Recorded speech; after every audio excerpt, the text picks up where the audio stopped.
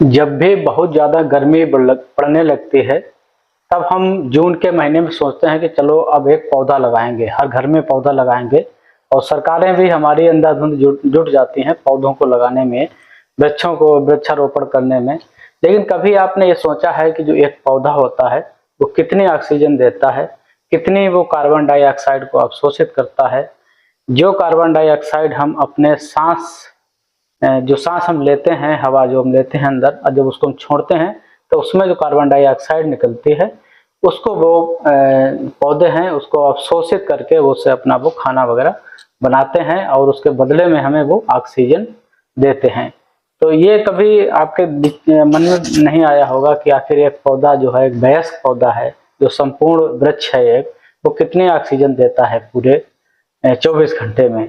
तो इसके लिए आपको विज्ञान की तरफ जाना पड़ेगा। एक वयस्क पौधा है जो 118 से 130 लीटर ही ऑक्सीजन उत्पन्न करता है पूरे 24 घंटे में। अब आ जाइए खुद पे, यानी मनुष्य पे। एक वयस्क मनुष्य है जो एक बार में 900 मिलीलीटर हवा को अपने अंदर ले जाता है और उसके सांस जिसे हम कहते हैं, और फिर उसे वो वापस छोड़ता है। जब वो सांस अंदर जाती है तो इस सांस में 78% नाइट्रोजन होती है, 21% ऑक्सीजन होती है और 0.04% कार्बन डाइऑक्साइड होती है। लेकिन यहाँ पर एक चीज देखिएगा, जब हम सांस छोड़ते हैं तो कार्बन डाइऑक्साइड की मात्रा बढ़ के हो जाती है 4 से 5%। जो हवा वापस आती है उसमें 4 से 5% कार्बन डाइऑक्साइड हो जाती है। अगर एक व्यक्ति की गणना की जाए 24 घंटे की, तो एक सामान्य व्यक्ति पूरे दिन भर में 24 घंटे में करीब वो 28,000 बार सांस लेता है। 28,000 बार सांस को अगर हम लीटर में कन्वर्ट करें, कितने लीटर हवा हम लेते हैं, तो वो करीब 24,000 लीटर बराबर हो जाएगी। इस 24,000 लीटर का जो वजन होता है, आप सोचेंगे कि हवा में भी वजन होता है। हाँ, हवा में भी वजन होता है। 1 लीटर हवा का वजन 1.225 ग्राम होता है। इतनी हवा हम एक बार अपने शरीर में लेते हैं, फेफड़ों में, और बाहर छोड़ते हैं, लगभग 1 लीटर 900 ml के बराबर। तो पूरे दिन में हम करीब 29 किलोग्राम हवा का उपयोग करते हैं अपने शरीर को संचालित रखने के लिए। हमारा शरीर स्वतः सांसें लेता है अपने खुद को संचालित करने के लिए। 29 किलोग्राम हवा जो हमें प्रकृति से निःशुल्क मिलती है, और प्रकृति के साथ हम क्या व्यवहार करते हैं। जब बात कार्बन डाइऑक्साइड की आती है तो एक जो वयस्क वृक्ष है वो सिर्फ 24 घंटे में 60 ग्राम से 140 ग्राम कार्बन डाइऑक्साइड ही अवशोषित कर पाता है एक दिन में। अब यहाँ पे ये देखिएगा कि एक जो मनुष्य होता है वो कितनी कार्बन डाइऑक्साइड 24 घंटे में छोड़ता है। तो जो 4 से 5% कार्बन डाइऑक्साइड हम सांस के माध्यम से बाहर निकालते हैं, अगर उसका हम हवा की वजन के हिसाब से कैलकुलेशन करेंगे तो वो करीब 1776 ग्राम आता है।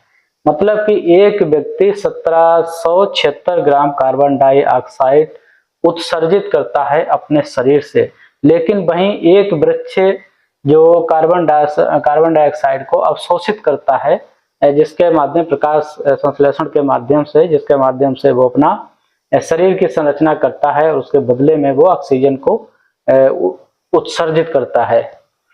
तो वो संख्या कितनी है? 60 से 140 ग्राम।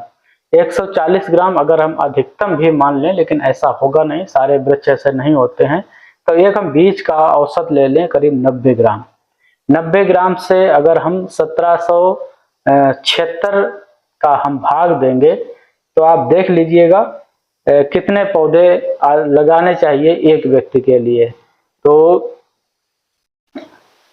यहाँ पे करीब 14 पेड़, कम से कम 14 से 18 पेड़ आएंगे एक व्यक्ति की सांसों की जरूरत के लिए। जितना वो कार्बन डाइऑक्साइड छोड़ रहा है उस कार्बन डाइऑक्साइड को इतने पौधे जब पूरे 24 घंटे अवशोषित करेंगे तब वो एक मनुष्य के द्वारा छोड़ी गई कार्बन डाइऑक्साइड को अवशोषित कर पाएंगे।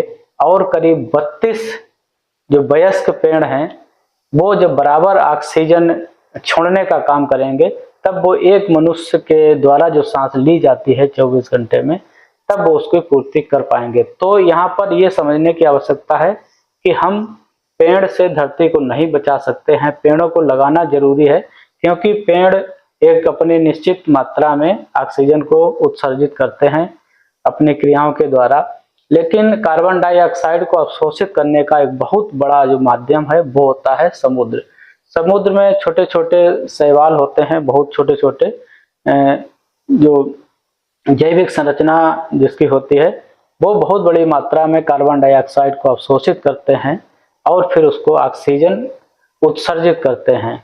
तो हमें ये समझना होगा कि पेड़ लगाना तो अच्छा है, पेड़ क्योंकि गर्मी को अवशोषित करते हैं, अपने आसपास के वातावरण को वो ठंडा रखते हैं, लेकिन वो मनुष्य की सांसों की जो आवश्यकता है ऑक्सीजन की और कार्बन डाइऑक्साइड को खपत करने की, वो एक पेड़ नहीं कर सकता है। काफी पेड़ों की जरूरत एक मनुष्य के लिए पड़ती है। तो हमें अब यहाँ पर करना क्या है, अगर सारे चक्र को हमें ठीक करना है तो हमें जनसंख्या को नियंत्रण करना पड़ेगा, क्योंकि सबसे ज्यादा कार्बन डाइऑक्साइड छोड़ने वाला इस धरती पे जो है वो जीवन धारण करने वाला जो मनुष्य ही है। बाकी पशु भी ऐसा करते हैं लेकिन उनकी संख्या बहुत कम है मनुष्य के सापेक्ष में। तो ये वीडियो आपको कैसा लगा, क्या बात इसमें समझ में आई, बताइएगा। चैनल को हमारे सब्सक्राइब कर लीजिएगा और लोगों तक जानकारी को शेयर जरूर करिएगा।